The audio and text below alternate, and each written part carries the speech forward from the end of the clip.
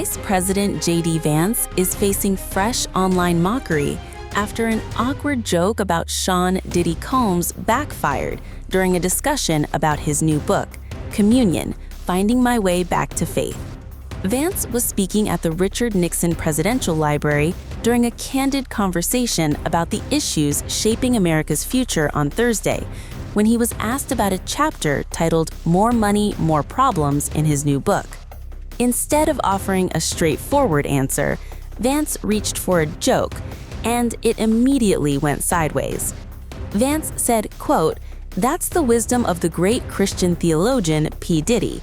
He then quickly caught himself and added, quote, "who, as we found out over the last couple of years, is very much not a Christian or a theologian." The audience laughed, but online, not everyone found it funny. Realizing the joke could come back to haunt him, Vance even joked about himself. He said, quote, "I'm going to get in trouble for all kinds of things. That will be in an attack ad at some point in the future." Within minutes, clips of the moment were spreading across social media, with critics accusing the vice president of another awkward moment. One user wrote, quote, "JD is neither clever nor funny as he thinks he is." Another commented, quote, "Bro can't get more awkward, so uncomfortable in his own skin." The backlash also reignited discussions surrounding Sean Diddy Combs, whose legal troubles have dominated headlines over the past year. Sean Diddy Combs was sentenced in October 2025 for 4 years and 2 months in federal prison for transporting people across state lines for sexual encounters, bringing a dramatic end to one of the biggest celebrity criminal cases in recent memory. For critics, Vance's attempt at humor landed at exactly the wrong moment. And interestingly, this isn't the first time someone connected to the Trump administration has sparked headlines over a questionable religious reference. Earlier, Defense Secretary Pete Hegseth went viral after appearing to quote what many pointed out was actually dialogue from the movie Pulp Fiction while presenting it as a Bible verse.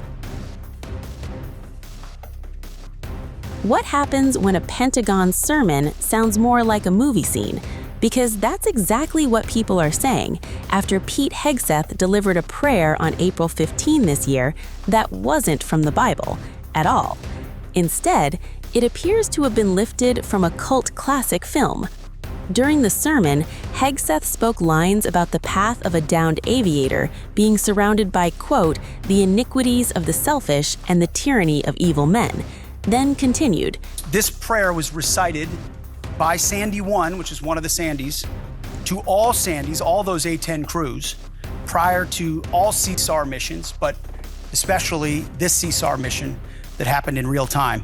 They call it CSAR 2517, which I think is meant to reflect Ezekiel 2517. So the prayer is CSAR 2517, and it reads, and pray with me, please. The path of the downed aviator is beset on all sides by the iniquities of the selfish and the tyranny of evil men.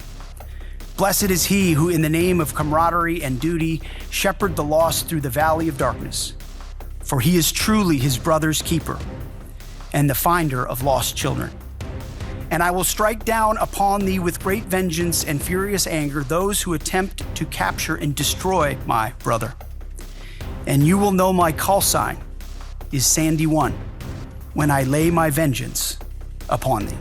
They were lines adapted from the film Pulp Fiction, written by Quentin Tarantino and Roger Avary. In the movie, the speech is delivered by Samuel L. Jackson right before a violent scene, with the character claiming it comes from the Bible, specifically Ezekiel 25:17. But in reality, it's largely fictional, which means a moment meant to be spiritual quickly turned into a viral talking point. One user wrote, quote, "Coming from the same administration that told the Pope to stay out of politics, this feels like an SNL skit." Another mocked the moment, saying, quote, "A Pulp Fiction Bible verse at the Pentagon? Like no one would notice? This is a clown show." And one comment went even further, taking aim at religious credibility itself.